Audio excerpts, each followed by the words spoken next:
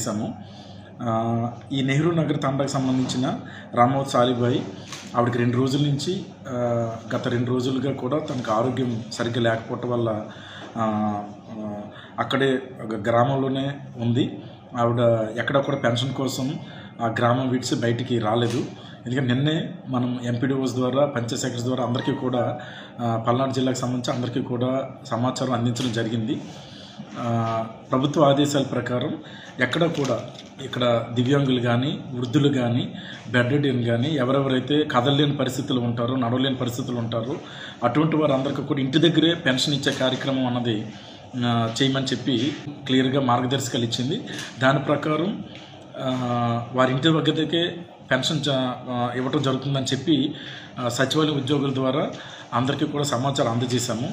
ఏదైతే ఈరోజు సోషల్ మీడియాలో కానీ వివిధ వార్తా సంబంధించిన వాట్సాప్ గ్రూపులు కానీ వీటిలన్నింటిలో కూడా ఏదైతే న్యూస్ వస్తుందో అది పూర్తిగా అవాస్తవం.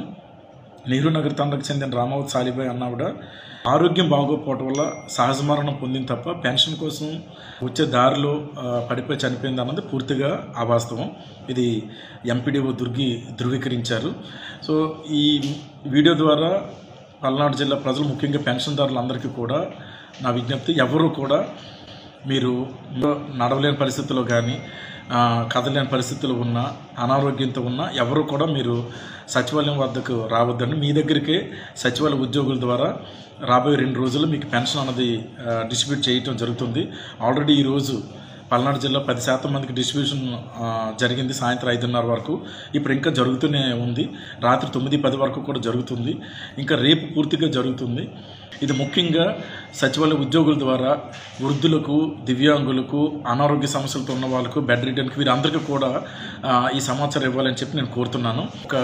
అందరికీ కూడా కొంచెం ఆందోళన లేకపోతే ఒక అధైర్యం ఏర్పడే పరిస్థితి ఉంటుంది కాబట్టి సో ఎవరు కూడా ఆందోళన చెందొద్దు, ఎవరు అధైర్యపడద్దు. ఇటువంటి అవాస్తవ ప్రచారం నమ్మొద్దని చెప్పి నేను కూడా తెలియజేస్తున్నాను. Thank you.